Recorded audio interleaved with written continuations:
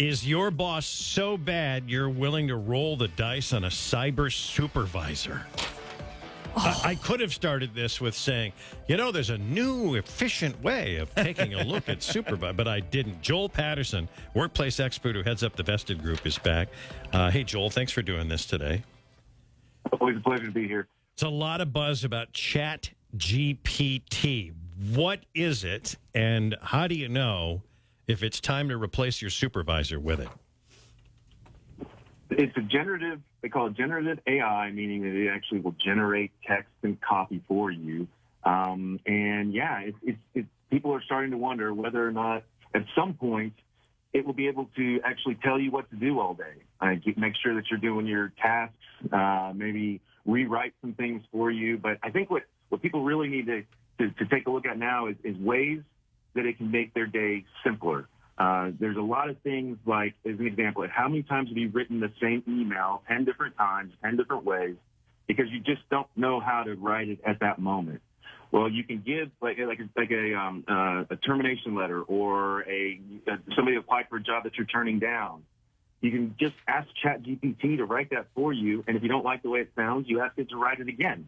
And you use it as a tool. I think where people get a little bit nervous these days is they're worried that if you look at ChatGPT as if it is the gospel of anything and everything, you're going to get crossways with it. But if you look at it as a source of information, another tool to be able to use, think of it more like spell check or Grammarly, those kind of tools that we've gotten used to using. That's really the intent of it, at least now. Who knows where we'll go from here? I mean, what would a cyber boss look like, though? The thing I think of is any kind of issue that arises in the workplace. Suddenly you just have this machine without feeling telling you what to do or change about it. Yeah, I don't think we're to that point yet. I think it's more about, let me give you an example. This morning when I was preparing for this interview, I wanted to chat GPT, and I asked it, hey, give me a list of topics to discuss around chat GPT and the idea that it could be a supervisor. Mm-hmm. And it came back with a list. Mm-hmm. And it says things like, how would that differ from a traditional supervisor?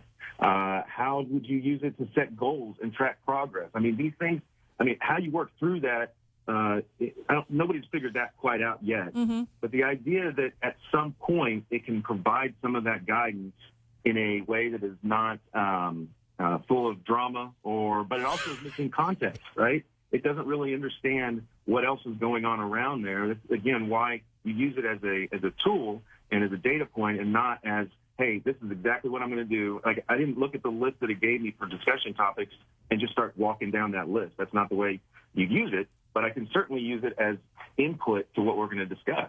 Now, this was Steve and Lauren excluded, but Joel, could you use this as far as a suggestion to other fellow employees that they need to use it? I see what you're saying. Yes. You can definitely do that. And you can even ask it how to tell them that. Oh, beautiful. Hey, ChatGPT, can you talk to such and such and suggest that they need your help? Well, in all seriousness, you can, if you're looking at say you're creating an email, and it's somebody that applied for a job that maybe is a millennial, and you want to be able to write that in the format and in the tone that makes sense to them.